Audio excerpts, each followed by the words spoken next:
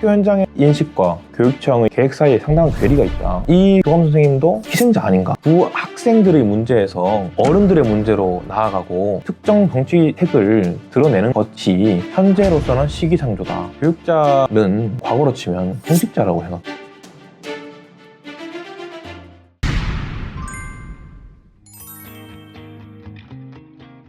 안녕하세요. 저는 국민의힘 소속 이호동 경기도의원입니다. 지역구는 수원 영통에 영통 1동과 원천동을 두고 있고요. 의회 내에서는 경기도 교육청을 관장하는 교육기획위원회에 활동을 하고 있습니다. 제가 이제 변호사로 활동을 하면서 행정소송을 많이 했습니다. 행정처분 같은 경우에는 일단 발령되고 나면 일반 입장에서는 그 다퉈가는 게 굉장히 어렵습니다. 부당한 행정을 사전에 만약에 바로 잡는다고 하게 되면 사인들이 권리가 제약되고 이런 부분이 조금 덜하겠다. 지방의원이 되어서 행정에 의한 권한 침해를 최소화해보겠다. 경기도 교육청의 이제 핵심 부서라고 할 수 있는 기획조정실을 포함해서 교육협력국, 그리고 교육정책국, 경기도 교육연구원, 유보통합준비단을 소관 부서로 두고 있고요. 경기도 교육청이 주되게 추진하는 에듀테크라든지 늘봄, 공유학교, 유보통합 전부 우리 교육기획위원회의 소관입니다. 경기교육을 브랜딩하시고 최선을 다하고 계시다. 저는 이렇게 평가를 하고 있습니다. 특히나 이제 학교의 자율성 부분을 굉장히 강조하고 계시고요. 아쉬운 부분은 도교육청의 집행부는 굉장히 열의를 가지고 이 정책을 설계를 하고 기획하고 하는 부분이 있는데 학교 현장에서의 인식과 교육청의 집행부의 계획 사이에 상당한 괴리가 있다. 이런 부분들이 해소가 되지 않으면 아무리 좋은 정책을 설계한다고 하더라도 현장에서 제일 잘 구현될 수가 없는 부분인데 학교 현장에 대한 동기부여라 이런 부분들이 조금 부족한 것 아닌가. 예를 들자면 늘봄을 국가 정책적으로 사회 문제라든지 이런 부분들을 해결하기 위해서 중앙정부에서 집행을 계획을 했는데 이게 현장으로 내려오게 되면은 너무 부담으로 다가오는 부분이고, 두 번째는 에듀테크라든지 혹은 지금 AIDT 부분도 있는데 거시적으로 봤을 때 이제 피할 수 없다라는 거에 대해서는 동의를 하실 거라고 저는 생각이 되는데 현장에서는 내키지 않는 부분이 수도 있거든요. 이 부분의 필요성에 대해서 사전적인 어떤 협의라든지 이런 부분을 강화했었어야 되는 거 아니냐.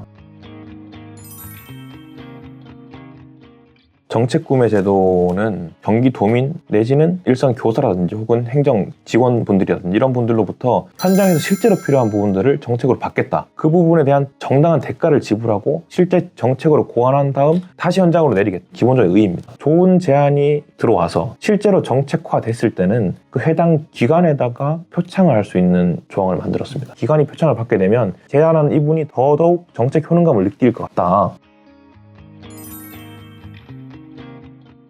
2017년 이 무렵에 사회적 참사 특별조사위원회라는 곳에 제가 있었습니다. 저는 세월호 참사를 담당하고 있었고요. 그때 이제 이 강민규 전 교감 선생님의 케이스를 처음 접하게 됐고, 이 교감 선생님도 희생자 아닌가. 그래서 제가 이제 이건 언젠가는 혹시라도 제가 기회가 된다면 바로 잡아가는 과정이 필요할 것 같다 이런 생각을 했었고, 마침 2022년도에 제가 경기도의원에 당선되고 교육기획위원회로 왔고 4.16 민주시민사회교육원이 그 소관 기관으로 있었고 민감한 부분이다 보니 10주기에 맞춰서 해야 되겠다. 그렇게 해서 이제 이 부분을 추진하게 됐고 우여곡절이 있었는데 한 1년 넘게 계류되고 결국은 가결되게 됐습니다.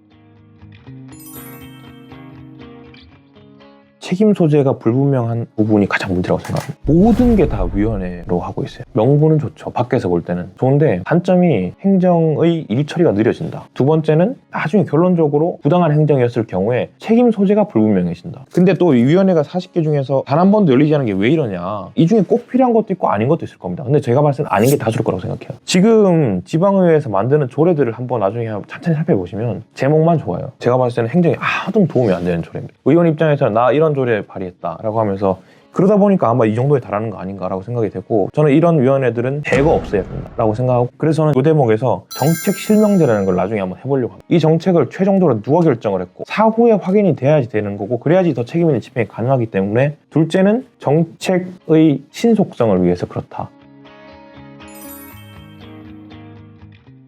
해결책이 될까요? 저는 의문인데, 왜냐면은 중앙정부에서 내놓는 해결책을 보게 되면은 휴직을 강제할 수 있는 부분이 어떤 방식으로 가능할까 이런 생각이 들고요. 심의위원회에다가 학부모, 심지어 학생까지 넣겠다 이렇게 얘기하고 있는데 도저히 저는 이해하기 어려운 발상이라고 생각을 하고 진짜 전문가, 정신과 전문의도 하지 못했던 그런 부분들을 가려낼 수 있을 것인가 라는 문제가 발생할 것 같고 휴직을 강제하는 부분에 대해서 또 소송하고 그러지 않을까 이런 염려도 있고요. 결론이 정당하게 나는 것뿐만 아니라 결론이 신속하게 나는 것도 중요하다고 생각합니다. 학교폭력 예방법에 보게 되면 학교폭력 조사를 해서 처분하는 것까지의 기간을 28일 안에 맞춰야 돼요. 근데 제가 와서 보니까 마치는 데가 뭐 거의 없습니다. 사건이 늘어지면 늘어질수록 두 학생들의 문제에서 어른들의 문제로 나아가고 법률적인 해결밖에 안 남는 거거든요. 이 부분에 대해 가지고 계속 끊임없이 지적을 했고요. 기존에 50며칠을 상의하던 것도 굉장히 많이 줄여서 30일대로 진입했고 앞으로도 이 부분은 계속 주문할 예정입니다.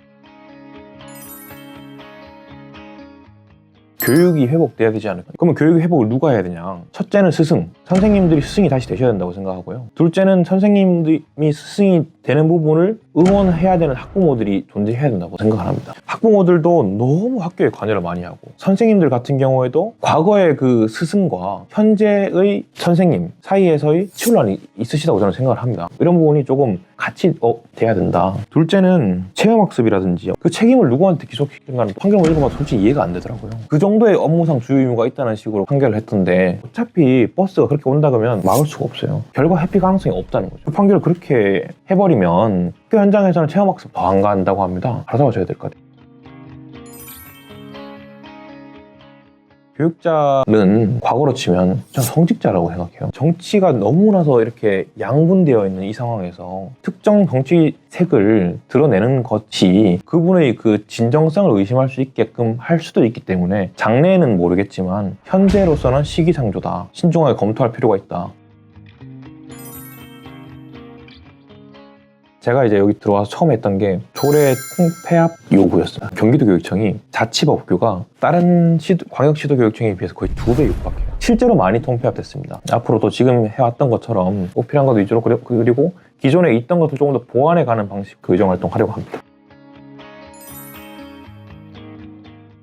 자기 아이한테 너 정치인 되라 할 수 있는 만약에 사회가 도래하면 엄청 좋은 사회가 될 것 같아요. 정치인들이 결국은 존경받으면 정치인들이 나서서 더 좋은 사회, 더 좋은 세상을 만들 수 있다는 생각이 드는데